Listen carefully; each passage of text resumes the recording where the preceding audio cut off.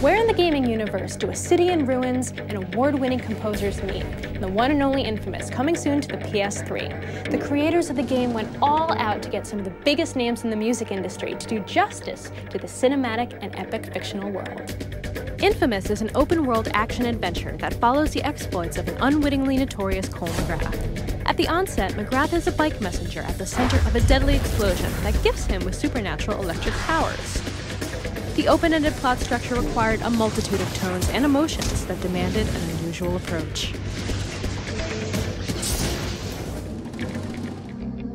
Developing the musical plan for inFamous was a real challenge right from the start. We went into the project with everyone telling us they wanted to do something really unique and really different. So then we really started talking about taking things that weren't instruments and using them as the percussion basis for this score.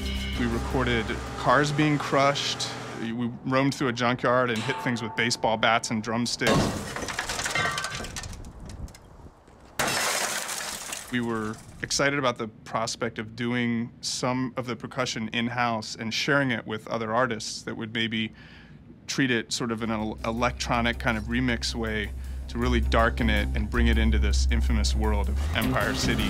So at the time we were listening to a lot of different music, and Amon Tobin's music kept coming up. World-famous electronic music artist Amon Tobin became an integral link in the chain of collaborators. I was very excited to hear that I would be working with Amon Tobin. He's a legend, really. I mean, he's so young, but so well known for what he does.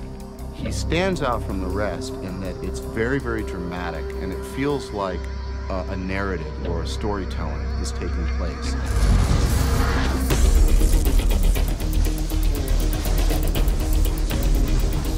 I started doing themes for the different gangs that are in the world of inFamous, and Mom would take them and process them, and very exciting because he took them to places I would have never gone.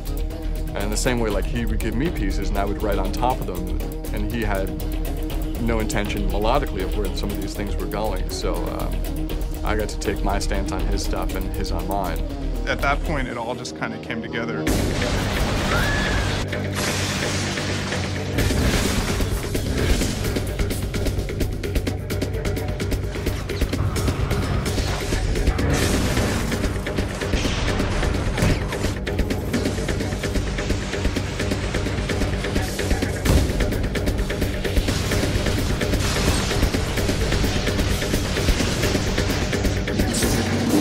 Most collaborative project I've ever worked on. So as a result, any single piece of music may have 2, 3, 4 artists who have touched it and contributed to it in some way. The music of world-renowned and prolific cellist Martin Tillman brought a layer of sophistication to the unusual soundtrack. With Jim, we discussed, should we listen before? And I said, you know what, let's just jump into it. I get brought in to embellish, to add some pepper to the steak, to respond very intuitively. And I think that really works also for a game. We're all big gamers ourselves, and one of the things I hate more than anything in the world in a video game is having a certain battle or a certain scene in the game that's scored with one piece of music that just loops over and over again, and I keep dying and starting over, and I'm like, oh my gosh, and you know, the net result of that is probably someone turning the music off, which for us is the absolute worst possible thing in the world that could happen. So what we try to do is even when we're scripting very specific aspects of the game with music, we still try to work with the programmers so that there maybe is a playlist instead of a piece of music that could encompass that experience. The music now in gaming is at such a high level. 20 years ago, you didn't have anything else except a couple of beeping digital noises. Now with having the PlayStation 3, those limitations have really kind of gone away. It's more like, what do you want to do? And we'll write the code to make it work because it's a very powerful system.